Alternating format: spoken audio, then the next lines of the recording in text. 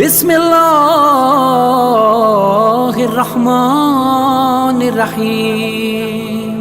अल्लाहुम्मा सल्लि अला मुहम्मद व आले मुहम्मद।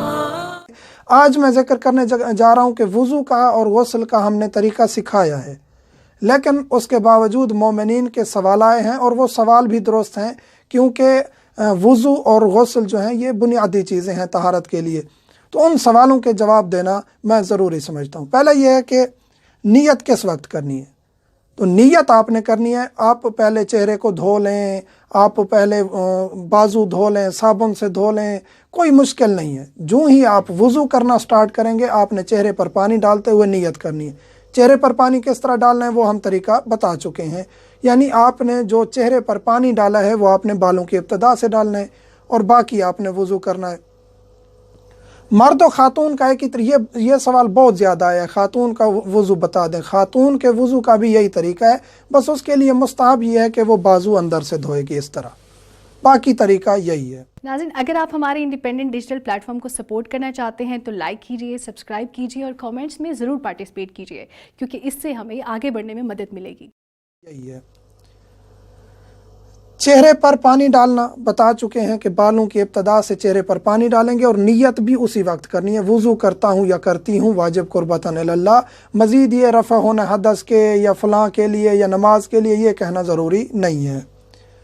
और कितनी मरतबा पानी डालना है ये सवाल भी बहुत आता है। दूसरी मरतबा पानी मुस्तहब है, तीसरी मरतबा वज़ू में पानी नहीं डाल सकते, वज़ू बातिल हो जाएगा। तीसरी मरतबा पानी नहीं डाल।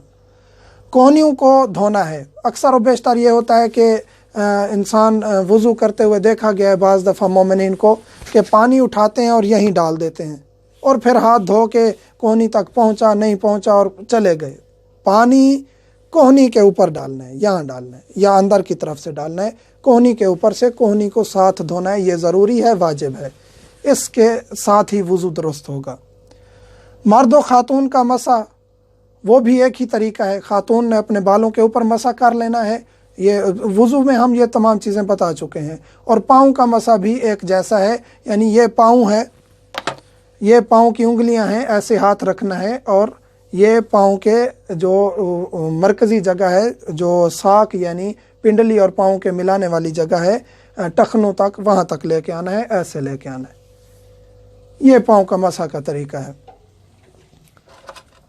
पहले और बाद में चेहरा धोया जा सकता है। वज़ू कर लिया आपने, मसा कर लिया वज़ू की नीयत से पहले, जिस तरह कर सकूँ साबुन लगा सकते हैं, धो सकते हैं। इसी तरह बाद में भी आपने वज़ू मुकम्मल कर लिया, मसा के बाद आप कुली भी कर सकते हैं, हाथ भी धो सकते हैं, चेहरा भी धो सकते हैं, कोई मुश्किल नहीं है। यहाँ एक और सवाल होता है कि हम वज़ू के बाद आज़ाए वज़ू को खुश्क कर सकते हैं। जी खुश्क कर सकते हैं, खुश्क कर सकते हैं, लेकिन सवाब कम होगा।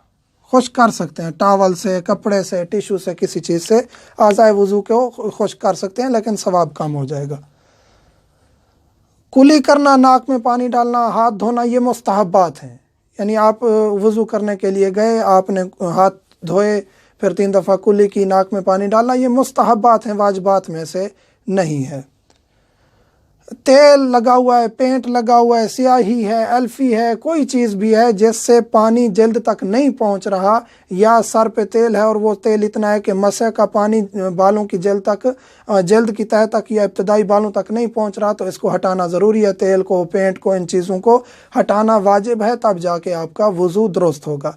ये अक्सर और बेशतर सवाल आता है, मोमिनीन को हम जवाब देते भी रहते हैं, लेकिन सोचा कि एक वीडियो बना लें ताकि इज्तिमाई सवालों के जवाब मिल जाएँ। वल्हम्दुलिल्लाह।